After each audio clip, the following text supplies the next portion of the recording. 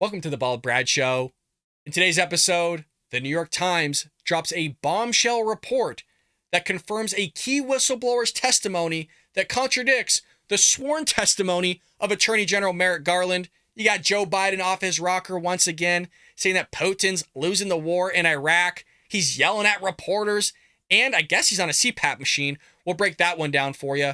We also have the state of Michigan going after Americans' freedom of speech, wanting to implement a hate speech bill that would make it a felony to cause someone, quote, to feel threatened.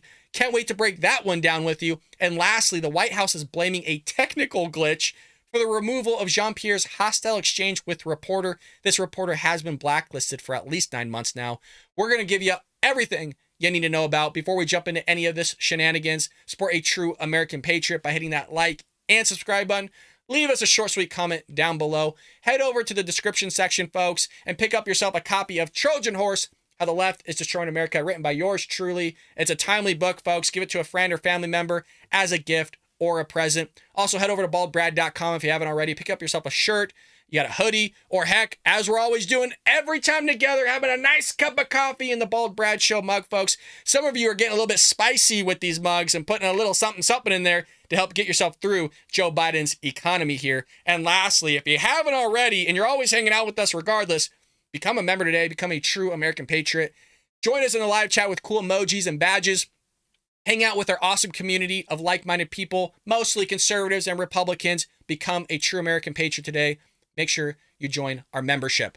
Well, folks, the New York Times dropped a bombshell report here confirming key whistleblower's allegation that directly contradicts the sworn testimony of Attorney General Merrick Garland. We did cover a little bit of this in yesterday's episode. Well, the New York Times independently confirmed a key whistleblower allegation about the Hunter Biden investigation, but buried the revelation deep in a new story. And by deep, 20 paragraphs deep. Attorney General Merrick Garland insists the Justice Department did not interfere in the investigation and claims U.S. Attorney David Weiss had sole authority to charge Hunter Biden in any district he saw fit.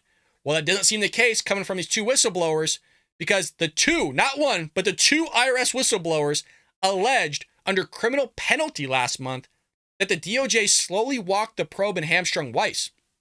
In one particular allegation, IRS criminal supervisory agent Gary Shapley claims Weiss told 6 people in a meeting last October that, quote, I'm not the deciding official on whether charges are filed. Well, who's the deciding official then? We got to get down to what the hell's going on here. Even worse, Shapley explained there was evidence of crimes to bring charges in 3 districts, Delaware, the Central District of California, and the District of Columbia, but the other 2 U.S. attorneys, both Biden appointees, didn't want to play ball. No shocker there, of course they didn't want to play ball. They're with Joe Biden. They're in the camp of Joe Biden. They're there to protect him.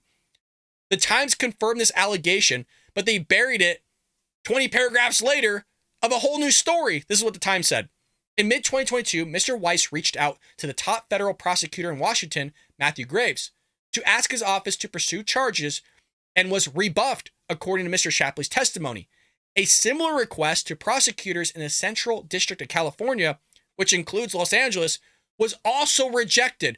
But according to Garland, he had unfettered access to everything. Do any charges you want. There's not going to be any obstruction, no roadblocks whatsoever. Doesn't sound like it, because a second former IRS official who has not been identified told House Republicans the same story. That episode was confirmed independently by the New York Times by a person who has knowledge of the situation. The bombshell confirmation directly contradicts what Garland said on Friday. And more importantly, it contradicts what he claimed under penalty of perjury. At a Senate Judiciary Committee hearing on March 1st, Senator Chuck Grassley asked Garland very specific questions about whether Weiss could charge outside his own district and whether he had requested special counsel powers. This is what Garland said to all that. The United States Attorney had been advised that he has full authority to make those referrals you are talking about, or to bring cases in other districts if he needs to do that. He has been advised that he should get anything he needs. That's not what's being said by these 2 IRS whistleblowers. You got 2 contradictions happening here. Somebody's lying, folks. In fact, Grassley eventually asked whether Weiss had been denied for bringing charges against Biden, D.C. and the Central District of California. Garland, though, denying intimate knowledge of the situation, claimed that Weiss had not been denied. Well, if you don't have intimate knowledge of the situation, how can you actually say 100% that he wasn't obstructed in what he was trying to do? Garland later reiterated during the hearing, Weiss is not restricted in his investigation in any way. We'll see. Somebody's lying here. Is it Garland? Is it the IRS whistleblowers? We're going to find out sooner or later, folks, because Jim Jordan is on top of it. Weiss himself told House Judiciary Committee Chairman Jim Jordan earlier this month that he held ultimate authority over the investigation. Now, Jordan is trying to figure out what he meant by those two words, ultimate authority. And it's a little bit vague because that could ruin the whole thing in terms of what the IRS whistleblowers are saying, what Weiss is saying compared to Garland. So Garland technically still could be right here, but we'll have to find out through this investigation. Let me know what you think about that one in the comment section below. Well, Joe Biden is off his rocker once again, folks. Joe Biden is screaming at reporters. He's saying that Russia is losing the war in Iraq. He's doing all sorts of things. So you have Biden given cheat sheets that could have saved him from this gaffe. Remember, Joe Biden's 80, folks. He's not working anymore. His head's just completely dislodged from any sort of conscientious behavior. President Joe Biden departed the White House Wednesday with a cheat sheet once again, which we've seen time and time again.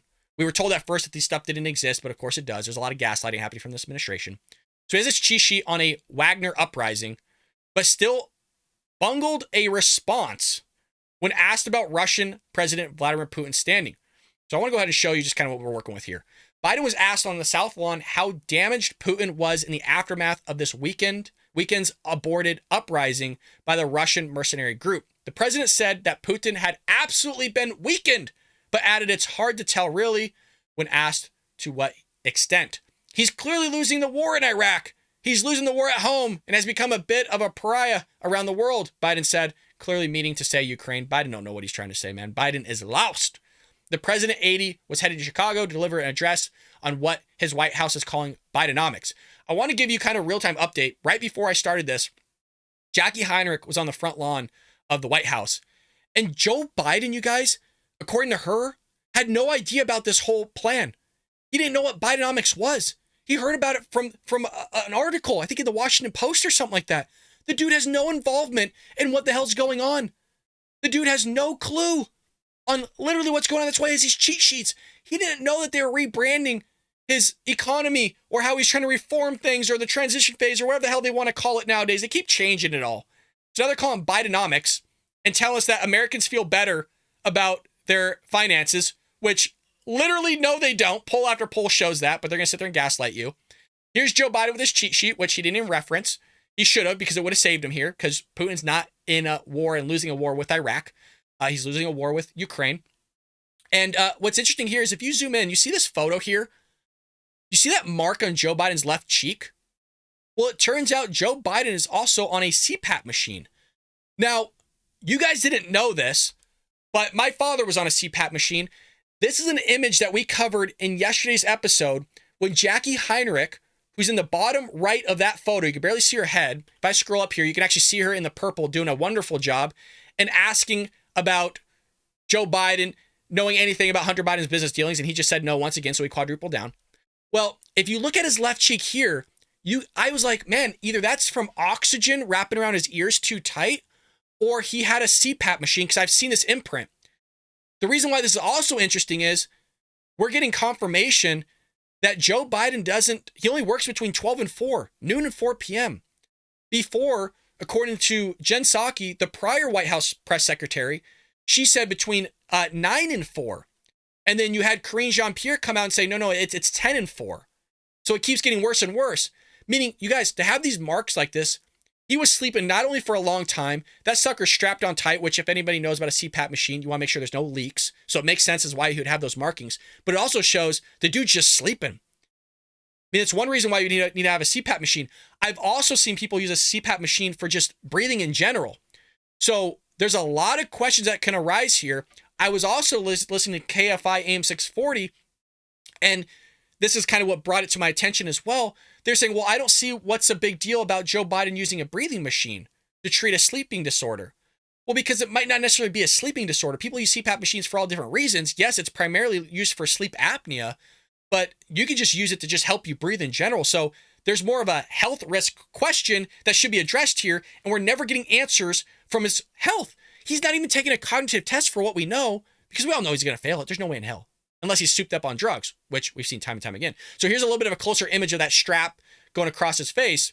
And it says here, President Joe Biden, 80, emerged Wednesday from the White House residence with visible indications on his face, or indentations rather, as he's now using a CPAP machine to treat his sleep apnea. Since 2008, the president has disclosed his history with sleep apnea in thorough medical reports.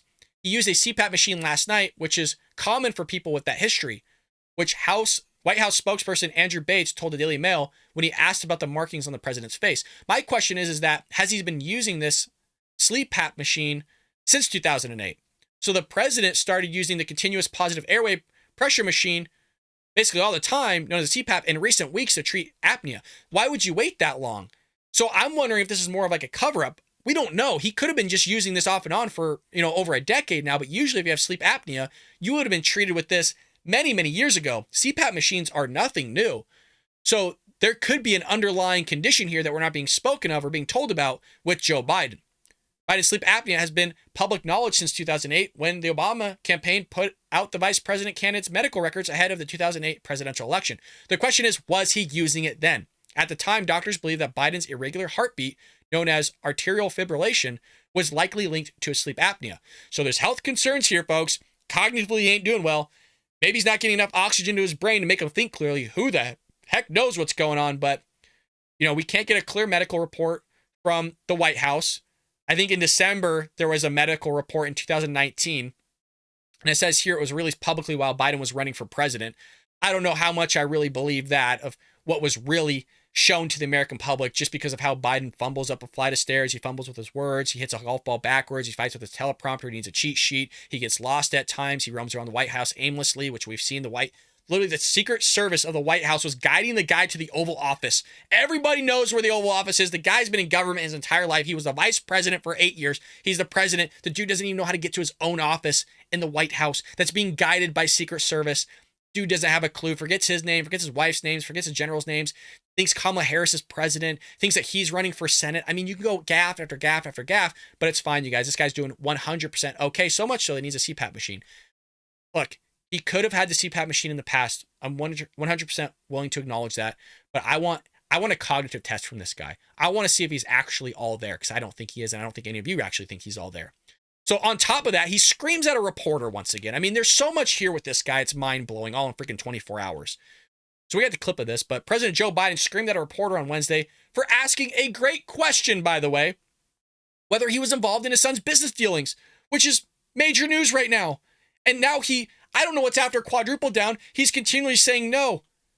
So a gaggle of reporters outside the White House peppered the president with numerous questions because he just won't take questions naturally. According to Karine Jean-Pierre, he takes questions all the time. You just have to scream at them, or he'll just shoot you out of the room.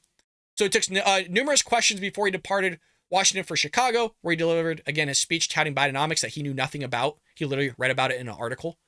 Quote, President Biden, how involved were you in your son's Chinese shakedown text message? Were you sitting there? Were you involved? Reporter Steve and Nelson asked. He said, no, I wasn't. I don't. Biden responded, were you? Nelson followed up, and he goes, no. So I have this queued up for you, folks. Just give it one moment. But Biden screams at reporters. It's a little hard to hear. I'll try to turn the volume up for y'all. Let's go ahead and roll it. Mr. Biden, how involved were you in your son's Chinese shakedown text message? Were you sitting there? Were you involved? No, I wasn't. And I don't. Were you? No. Mr. Biden, how involved were you in your... By the way, you could still see the CPAP machine markings on the side of his face. So he just woke up. Who knows what time this was taken at? I don't see a timestamp on it, but Biden's just sleeping, folks. That's what he's doing. He's not trying to fix the country. Like I said, he knew nothing about his Bidenomics. He read it in an article. His own team's not involving him in this stuff, but he's running the country somehow. Moving into our next story, folks. Hope you're staying down for this one. So Michigan has this hate speech bill, which would make it a felony to cause someone to feel threatened. It's all about your feelings. It's all about your feelings with these progressive left Democrat Party. Become a member today if you haven't already, folks. Pick up yourself a cup here of the Bald Brad Show. Heck, pick yourself up a copy too of Trojan Horse: How the Left is Destroying America. I'm a little bit of a mess today, folks. Haven't had enough coffee yet. We're only in our second cup. A Michigan hate speech bill that has passed the state house and is now in the hands of the Senate is alarming conservatives, people of faith, and legal experts.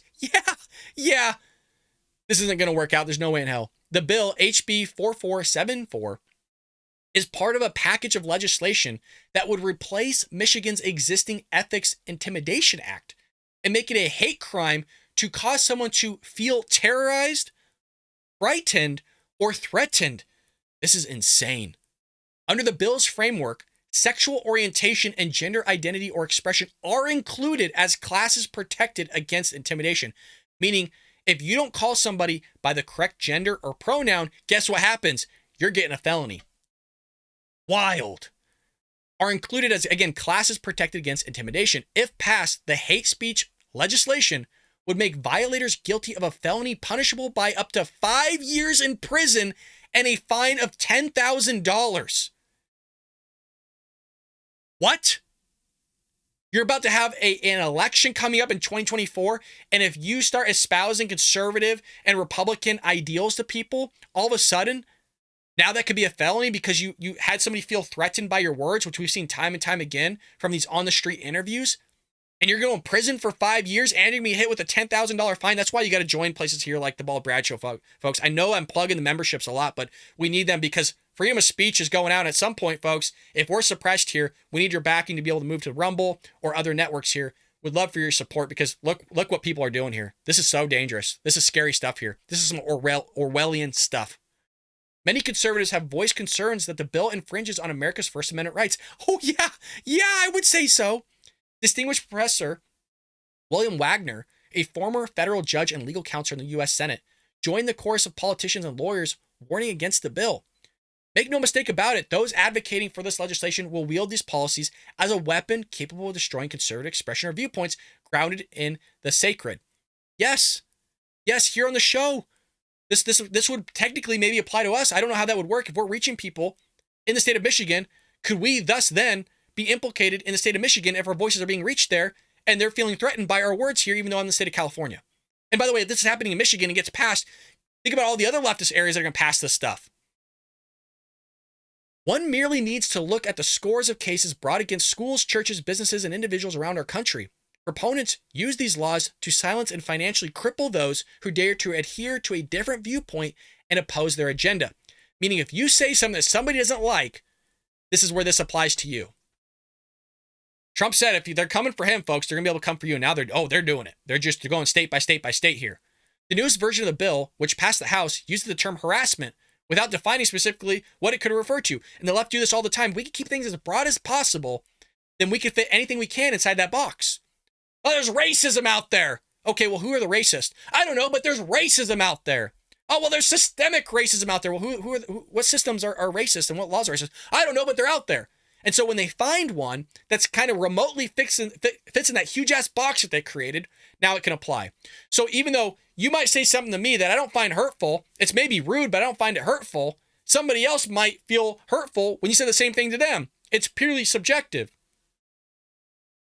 Intimidate means a willful course of conduct involving repeated or continuing harassment of another individual that would cause a reasonable individual to feel terrorized, frightened, or threatened, and that actually causes them to feel victim, to be a victim, to feel terrorized, frightened, or threatened. I mean, this is some scary stuff. The fact that this is even something that got passed by the House in the state of Michigan.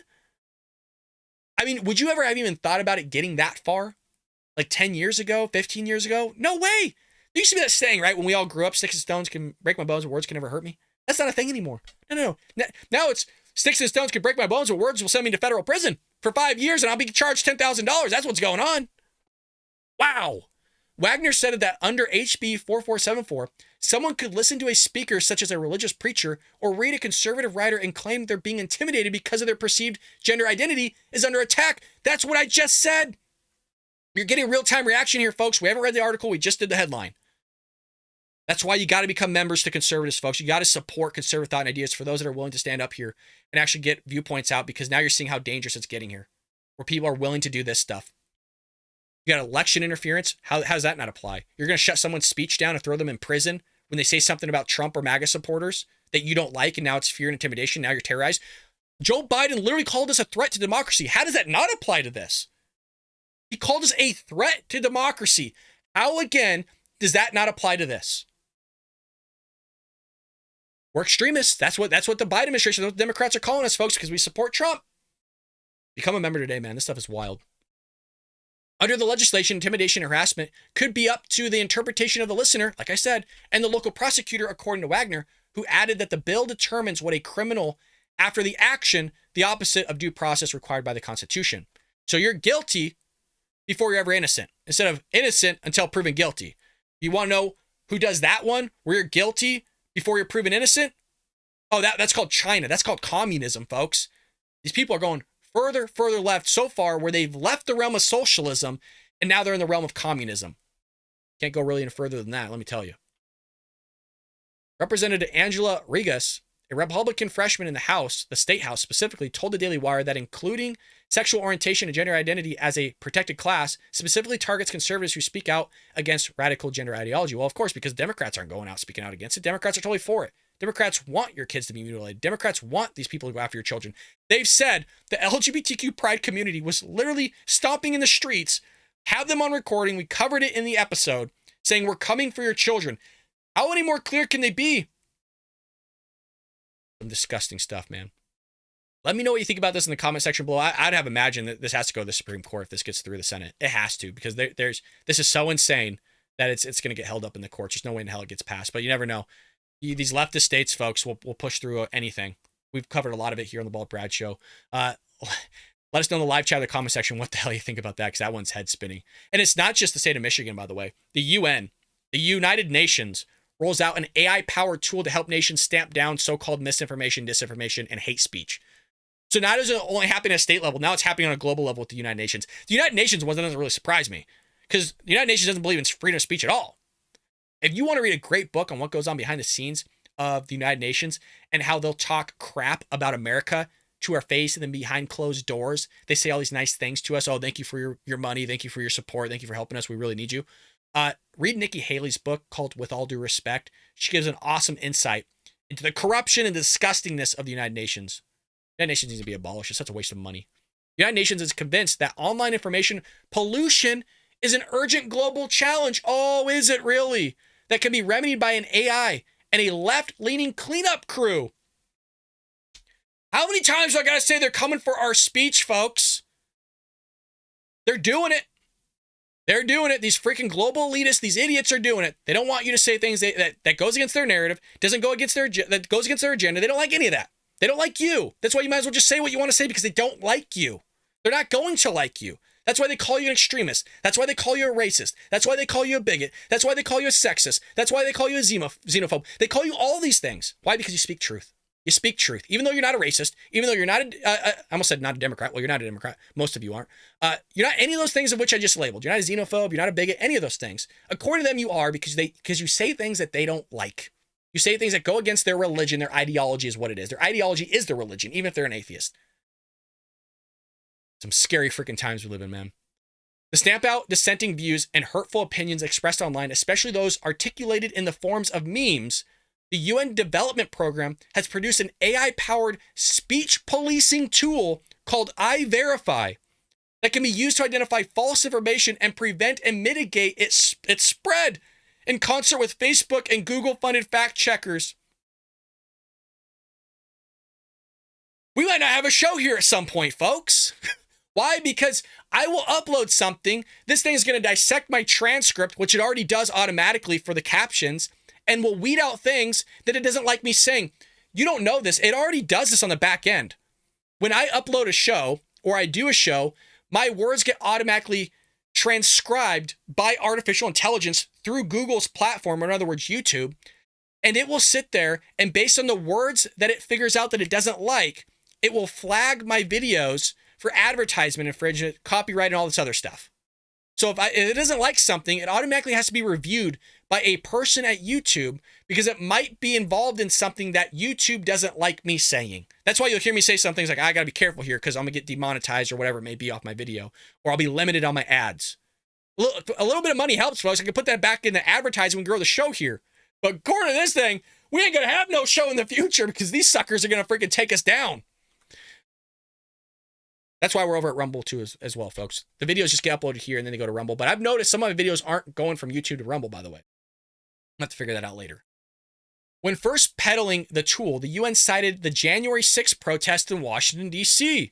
as one of the most visible examples of how the viral spread of misinformation can negatively affect the electoral process. Oh, well, there's two sides of that story, isn't there? There's what the Democrats peddled, showing us like 4 minutes of video out of 40,000 hours. And then there's what Tucker Carlson pushed, which was the truth, showing us that you had, cops just shooting the shit with their hands in their pockets, having a cup of coffee, while supposedly the United States government was being overrun. There was a whole coup going on. There was an insurrection, you guys. The United States government, one of the biggest governments in the world, was being taken over by these randos that were just out there to have a peaceful protest. But all the while, why didn't you have anybody running around in the Capitol with their hair on fire, machine guns out, ready to figure things out? No. They're just sitting there giving VIP tours to the QAnon shaman, shooting the shit, having a cigarette, just, oh yeah, man. Yeah, weather's pretty good outside. Trump lost. Did you hear? It's pretty crazy stuff. I guess here it's a peaceful protest. Supposedly they're saying there's an insurrection going on. I don't know what they're looking at, but hey, people are just walking around left and right. So there's two sides of this whole thing of what's misinformation. So there's a lot of misinformation coming to the Democrat side of the aisle, but this is all that switcheroo thing that they do. You're all aware of it. You see it all the time from these White House press briefings that we cover. According to the UNDP, iVerify provides various regimes with a support package to enhance identification, monitoring, and response capacity to threats to information integrity. Oh, okay. Is that what it is? While approved narratives will be better protected and threats better identified, the UNDP promises iVerify, quote, will not be misused in any way. Okay. Let me know. Does anybody believe that? Live chat. I guess this way. Live chat. Does anybody believe that? Does anybody believe that? I don't think so. I don't know if it's this way or that way. I don't know. Everything's flip-flopped here.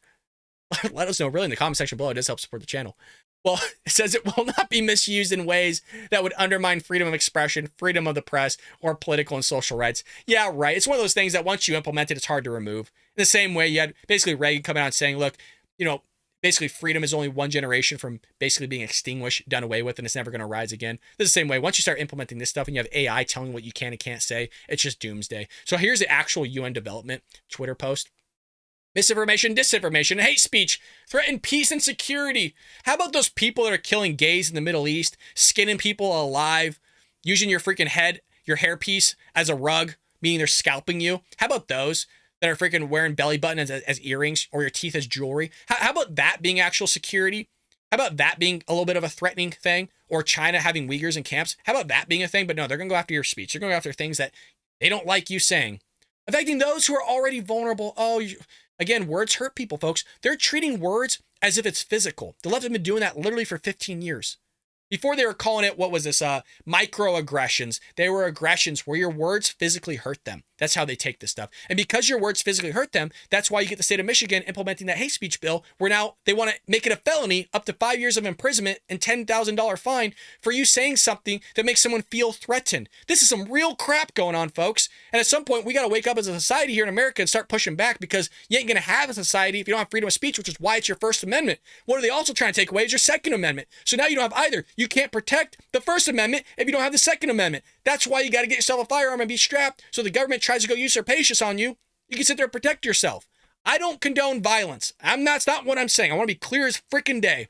I don't like violence in any way. I don't like people being harmed. I don't like crime. I don't like people breaking laws. I don't like any of that. But I think people should have the right to freedom of speech. I want to be clear on that. Violence is not the answer. Do not be violent in any way, shape, or form, because right now is these leftists are going after conservatives and saying, oh, well, you think violence is the answer. No. Nobody here on the Bald Brad Show audience thinks violence is the answer. No. Unless the government starts coming for our weapons, then that's a different story. That's a different story. Right now, they're coming for our weapons and our freedom of speech, but it's not to that point where they're knocking on doors yet. So they're going to use technology basically to flag content. They're going to go through their sources. They're going to have reviews for quality control, fact checks, and all this other stuff to sit there and tell you, oh, you're wrong and we're right.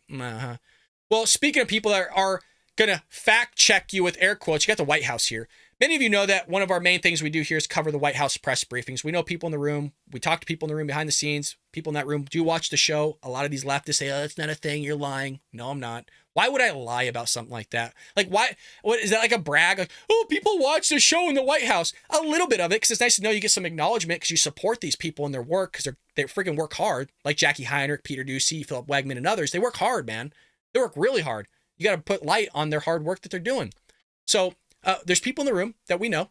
And that doesn't mean anything. They could be Democrats, Republicans. I don't care. But it's nice to know what the hell's going on. So you got this guy here that's been pushing back. His name's Simon Atiba. And he's basically been blacklisted by Karine Jean-Pierre. And what he would do is sometimes he will protest at the beginning of the briefing. I've seen it during the briefing as well. And he says, I'm black. I'm an immigrant. I'm the little guy. I'm just trying to do my job. She won't take his questions. And I haven't seen him get a question in, I don't know, for like 9 months, almost to a year now or something like that. And so I guess what happened, and I didn't see this because there was a technical glitch. I don't think that happens. The White House blamed a technical glitch and for the removal of Karine Jean-Pierre's hostile exchange with him. So we're going to see if we can get the tape of this. Because like I said, I watch every briefing. I never saw this. And I'm usually one that catches the stuff. And we have covered Simon pushing back on Karine Jean-Pierre in the show.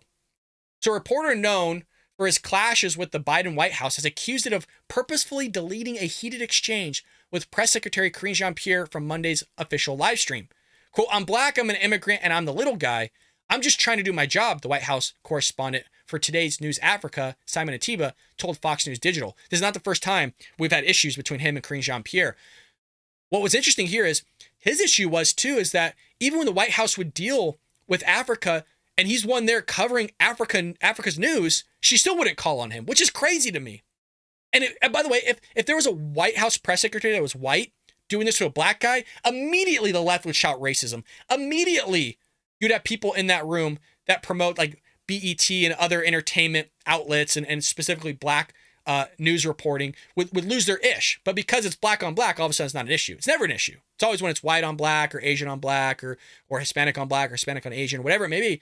But, because it doesn't fit the narrative, this gets buried and it's only covered by Fox News. I've only seen him talk about this on Fox News. I haven't seen him on CNN. I haven't seen him on MSNBC and others. Not saying it hasn't happened. I just haven't seen it. If it has, you know what to do. Email it to me, comment it to me, send me the links. So the missing portion, which was later restored after Fox News reached out for the comment, oh, how interesting is that, right after, featured Atiba accusing the White House of discriminating against him. You might have a case here, let me tell you. Jean-Pierre said, the White House, under this administration, we are committed to freedom of the press. I want to be very clear about that. No, you're not. No, you're not. There's like times where you'll go like a week long without calling from Fox News. I think everybody in that room should be called on. Everybody equally. I got no qualms with that. You hold like a 45 to an hour and a half press briefing. Really? There's like 60 people in that room. How the hell are you? If you gave every person a minute, it would take an hour. But you don't. You don't even call on some people for like a week out of a time. Even the major outlets like Fox News, you've gone like almost 2 weeks without giving them a question with Peter Doocy and Jackie Heinrich. I mean, it makes sense to give them the big outlets questions because they're the big outlets. They're reaching the most Americans. But I think everybody should get questions in, folks. She doesn't do that. She does not do that. So there is the clip there. I haven't seen it myself. Supposedly it happens at the beginning of the press briefing, but they're saying this was uploaded kind of at the beginning. So I don't know if it actually was. They're saying they restored it. I didn't see anything in terms of like a re-upload or anything of that nature coming from the White House, but I'm going to take a moment here and see if I can actually find the clip for y'all. Well, I couldn't find the clip itself, but Atiba followed up asking, so you're going to take questions from me because you've been discriminating against me for the past 9 months. Green says this, you're incredibly rude. You're being incredibly rude. She proceeded to threaten to end the press briefing if Atiba wouldn't fall in line and stop interrupting. This occurred before any reporters had asked their questions. Quote, if this continues, we're going to end the press briefing, she said. I've been in this briefing room. I've been trying to ask you one question when I'm on. Atiba responded to Jean-Pierre, you're not giving freedom of the press. After Fox News Digital reached out for a comment about the missing exchange, the portion of the missing video was then restored to the stream. I'll have to find it. I tried looking through the stream. It supposedly happened at the beginning of the briefing, but they're not really clear into which briefing this was. But it's not the first time we've seen Simon kind of push back on Karine Jean-Pierre about all this. But I don't know how you could say that you're supporting freedom of press when you're not calling on all the press and actually give them that freedom to utilize their First Amendment right. Let me know what you think about that one in the comment section below. A little bit of an update here. We have yet to talk about this Titan sub. Obviously, we're all aware of what's going on. I actually know somebody that was on one of the missions that went down to the Titanic. I thought about doing an episode with her, but I just didn't think it was right trying to utilize such a terrible situation, and it wouldn't really provide any difference in terms of what happened. She's on one of the videos of going down into the sub. She's been interviewed with the sub. Again, I know her personally, but I just didn't think it was right to do that and kind of grab a hold of such a terrible situation into which she's going to provide information that doesn't really change much. But there's debris from the doomed Titan sub, including the nose with porthole from Titanic 5 to view the wreck. This is just 10 days after this thing happened. And it's pretty astonishing here of these huge pieces. Now, here's my issue, guys. I'm not trying to be a conspiracy theorist here. That's titanium. That picture down there at the bottom, that's where the porthole was. We were told this thing imploded. Now, was it just the carbon fiber that imploded?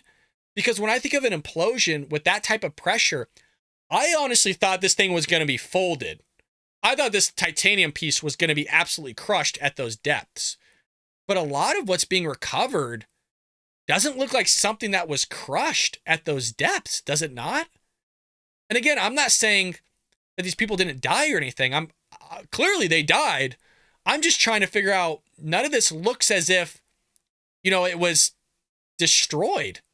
Like in the sense of like crushed. I mean, these are full pieces, right? That doesn't look squished down. I mean, it's still circular. And again, I would think, I'm not an expert on this by any means, but I mean, that's the side of the craft. That's not broken in half really at all. There's some pieces that clearly were ripped out and stuff, but is this the signs of something being imploded? I don't know. I mean, again, I'm not an expert on this, but you guys let me know what you think. I would have thought this thing would be like, I thought this piece here, which is clearly the side of this, would have been, with that type of force on implosion and that type of explosion underwater, and that type of force that's happening, I would have figured, man, that thing would have at least been in a couple pieces, not a whole chunk of it. And especially this piece. I don't know. I'm shocked. Also, I want to bring this up too, folks. They're bringing this down. They're bringing this up from the Titanic, man. The Titanic. Was it like 12,000 something feet below? How far is it below? They said it up here in the title. 12,500 feet below the Atlantic. You guys, when the spy balloon and the stuff was flying over the United States, as Joe Biden's watching it going, trying to figure out what the hell it is, because this ain't working. You guys, they were going, we don't know if we can recover it. That was from John Kirby during the White House press briefing. We don't know if we can recover this stuff. What do you mean? And then they shoot down 3 other objects, and John Kirby's on the podium like the next few days going, yeah, it's in tough terrain. We're not sure if we can get it. It's kind of at depths that are unknown to us. You 10 days later, after the whole tragedy, you're pulling stuff up from the Titanic, full chunks of this submerged object, as if it's nothing. Like all the pieces are just miraculously just coming up from the bottom, and you got them, and you can't sit there and find the pieces of the Chinese craft or whatever UFO you shot out of the sky. I'm not even saying it's extraterrestrial. You're telling me the military can't do that, but a privatized organization can? I don't know, man. I don't know what's going on here, but there's some weird stuff, I like conspiracy theories. I don't actually believe in them. One of them is, this obviously really happened. It really did implode. People died. Terrible, tragic event. But a lot of people are wondering, why is this such major news in the midst of Hunter Biden, Joe Biden thing going on? Then that kind of simmers out, and then it kind of comes up again, and then some major event happens once again, and people start putting their eyes on that. I don't know, Donald Trump recording being leaked all of a sudden. So that will kind of slowly diminish. And then more information will come out about Joe Biden and Hunter Biden again that we'll get, and it's concrete evidence. And then something big thing will happen again, and kind of, look at that shiny thing. That's the reason why I wanted to bring this up is, one, interesting that they're pulling this up 10 days later. Interesting that they're freaking full pieces. And it's not something that looks significant as to an explosion to me. I'm not an expert, so take that as a grain of salt. And furthermore, why can't they give us more information regarding the Chinese spy balloon and the objects that they shot out of the sky? Our theory here was it was a little party balloon from some kid's 16th birthday that Joe Biden shot out of the sky, one of which he missed with a $500,000 missile. Let me know what you think about all this in the comment section below. I hope you enjoy us going over different articles, different news stories, kind of a little bit of rapid fire. If you like this new timing of 4:30, 5 o'clock-ish, let us know. We're trying to find a good time slot. It's easy for me to do this slot and kind of work during the days because I'm not at work during the day. I'm off break. It's summer. But when we start getting back into the school year, we'll have to figure out a time slot that we can do. I usually record the night before and upload at 6 a.m. That time might be tough for a lot of you. But if you like these types of forums, more long form, a lot more articles, we went over like, I don't know, 10 stories here today, 10 headlines. We can keep doing this. This is all for you folks. It's a hobby of mine that I like and do. Obviously, I want to cater to what I like to do, but also at the same time, look, we hang out here together. We're a community together. So I want to do things that you guys like as well. If you like me going over a lot of sorts of different articles in about 45 minutes to an hour, let me know in the comment section below. Would love your feedback nonetheless. With that being said, head to the comment section. We'll head to the comment section. Let me know what you think about any of these down below. I told you I'm a mess today, folks. We're trying to figure it out. Get yourself a copy of Trojan Horse, How the Left is Destroying America. It's a great book, folks. I really do think you'll enjoy it. A lot of you have been telling me that you're enjoying it. We got a lot of reviews on Amazon. Great for you, yourself, friend, or family member. Get yourself a gift. You deserve it. And go to baldbrad.com. Get yourself a mug, folks. At least have a cup of coffee with us, tea, water. I know some of you got to be drinking whiskey or something harsh, listen to Joe Biden ramble and all the stuff coming out with Hunter Biden. It kind of softs the feelings a little bit, the emotions. Anything else we got here? Oh, become a member, folks. That's the most important one. Become a member. They are trying to silence us. You have the United Nations going after freedom of speech. You have the state of Michigan, these other leftist states going after freedom of speech. We need your membership, folks. It really does help. And your support to me really does mean a lot. I know it's your hard-earned money in this Bidenomics, this Biden market, which is garbage. But it does mean a lot that you're working so hard and contributing to a show like mine. With that being said, I'll see you tomorrow here on The Bald Brad Show.